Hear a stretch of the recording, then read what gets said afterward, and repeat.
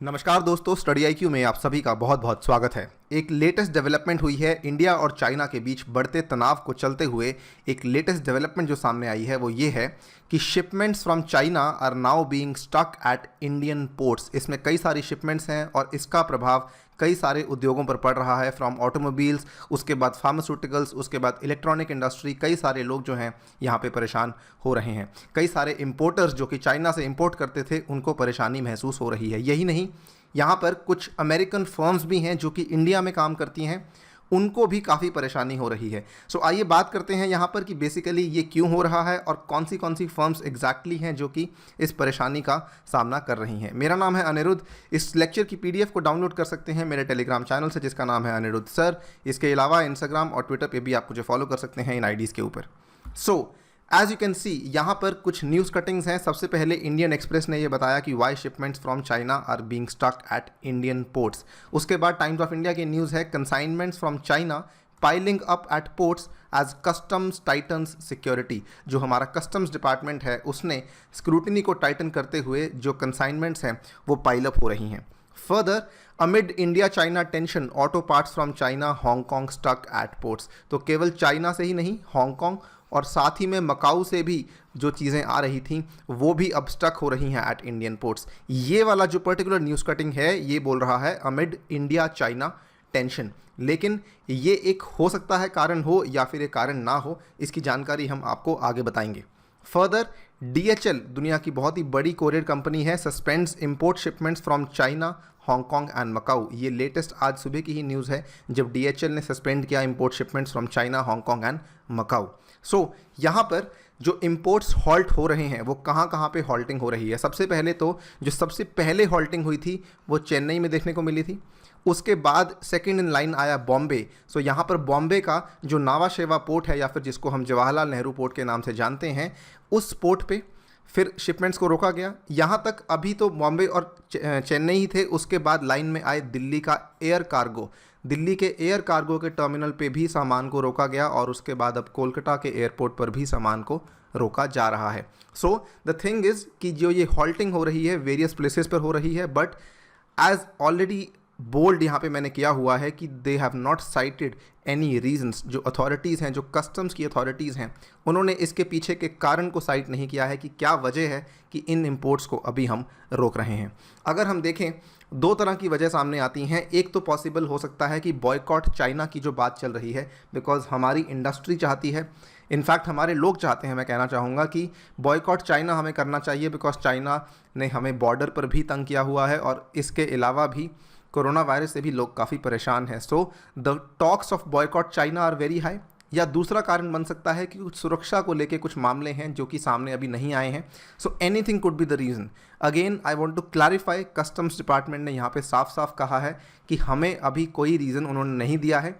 ठीक है, क्या रीज़न है इसको रोकने का वो सामने नहीं आया है। There has not been any written or verbal instructions from the customs or central board of indirect taxes and customs authorities either, importers का ये कहना है।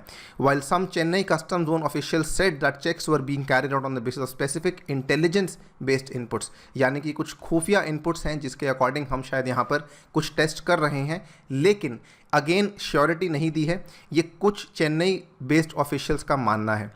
Importers and industry are seeing it as a nudge to change their import pattern, especially of non-essential goods. So as जैसा कि मैंने आपको बताया, calls बढ़ रही हैं to reduce the consumption of Chinese goods.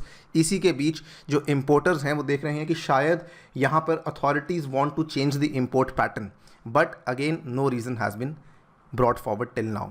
अब मुद्दा ये है कि ये एक बहुत बड़ी प्रॉब्लम बन चुकी है ऑटोमोबाइल फर्म्स के लिए, क्योंकि देखिए इंडिया के जो बड़ी बड़ी ऑटोमोबाइल फर्म्स हैं, starting from Bajaj auto, Mahindra and Mahindra, TVS motor company, hero electric and several others who build electric 2 and 3 wheeler vehicles either directly import batteries or cells from China or their parts vendors do it for them. So देखिए मोटा मोटा जो manufacturing है particularly for automobile firms, आपको बता दूं, मोटी मोटी मैन्युफैक्चरिंग भारत में होती है, लेकिन जो इलेक्ट्रिक व्हीकल्स के लिए सेल्स और बैटरीज हैं उसके लिए भारत में अभी प्रोडक्शन नहीं हो रही है। उसका निर्माण, उसका जो उत्पादन है वो मेनली चाइना से होता है। very clearly mentioned, presently no company in India makes such components locally, while China has a near monopoly in battery cell production in the world.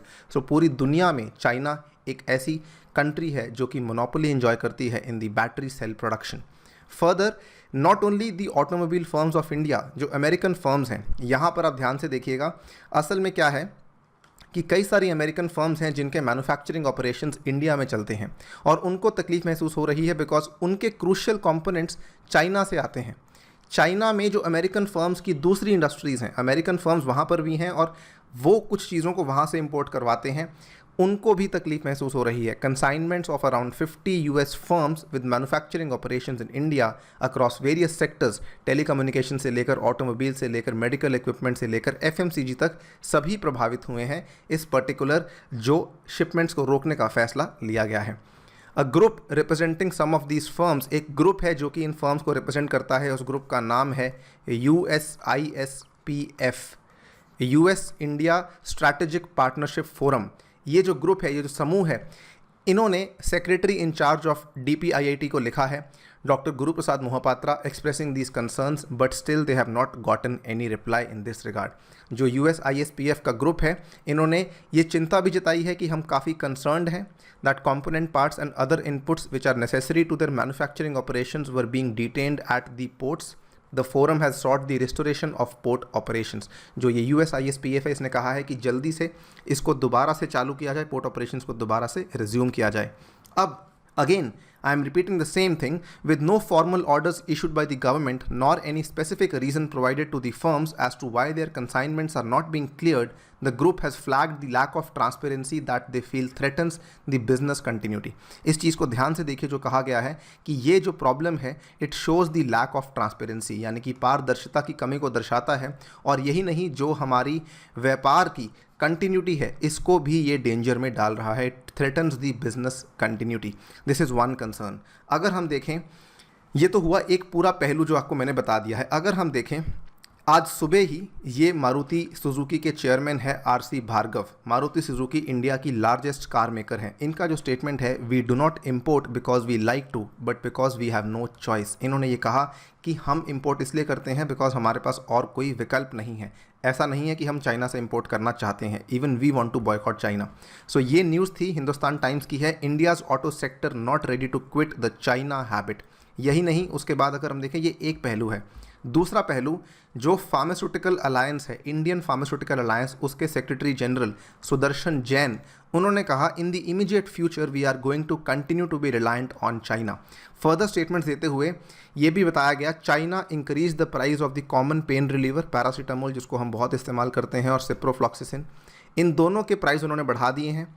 ठीक है, ये एक इंपॉर्टेंट एंटीबैक्टीरियल ड्रग है. If we don't buy from the Chinese there will be shortages. अगर हम China से नहीं खरीदेंगे तो मार्केट में इसकी कमी हो जाएगी, बाज़ारों में इसकी कमी हो जाएगी. Ramping up capacity in India is a gradual long drawn process. ठीक है, आप देख लीजिए, मैंने दो सेक्टर्स आपके साथ शेयर कर दिए हैं, एक ऑटोमोबाइल वाला और एक फार्मास्यूटिकल वाला. तीसरा सेक्टर, अगेन कल की न्यूज़ है, electronic industry asks the government to clear Chinese import shipment which was stuck at the ports. जो आपकी इलेक्ट्रॉनिक इंडस्ट्री है, ये भी डिमांड कर रही है कि चाइनीज़ इंपोर्ट शिपमेंट को क्लियर किया जाए जल्द से जल्द. एंड फाइनली जो USISPF के प्रेसिडेंट है मुकेश आघी, उन्होंने भी कहा है, it is not the right time to disrupt global supply chain, it can send wrong message to the world. Before I end this video, देखिए ये मैंने जो आपको अंत में चीज़ें बताई हैं, ये बताने का मकसद क्या था. इसके पीछे मकसद ये था कि जब ये ऐसे बड़े बड़े लोग, ऐसी बड़ी बड़ी कंपनीज जो कि इंडिया में लोकेटेड है, ये कह रही हैं कि हम इम्पोर्ट करते हैं बिकॉज हमारे पास कोई विकल्प नहीं है, क्या इंडिया को यहाँ पर बॉयकॉट चाइना का स्टेप लेना सही है, या फिर क्या हमें इसके पहले अपने आप को इतना सक्षम बना लेना चाहिए कि ऑटोमेटिकली ही चाइना के प्रोडक्ट्स बॉयकॉट हो जाएं, कि इंडिया ऑटोमेटिकली ही मैन्युफैक्चरिंग का हब बन जाए. So shouldn't be focusing on make in India. क्या हमें मेक इन इंडिया के ऊपर इक्वल फोकस के साथ काम नहीं करना चाहिए और उसके बाद ये सब स्टेप्स लेने चाहिए? इसी सवाल के साथ मैं इस वीडियो को छोड़ता हूं और चाहता हूं कि कमेंट सेक्शन में हमें बताइए, what should be India strategy in this case. क्या ये बॉयकॉट करने की स्ट्रैटेजी या शिपमेंट्स को रोकने की स्ट्रैटेजी सही है, और क्या हमें मेक इन इंडिया को सक्सेसफुल बनाने के लिए क्या क्या स्टेप्स लेने चाहिए? इसी के साथ आपसे विदा लेता हूँ. Thank you for listening. As always, stay tuned and stay safe.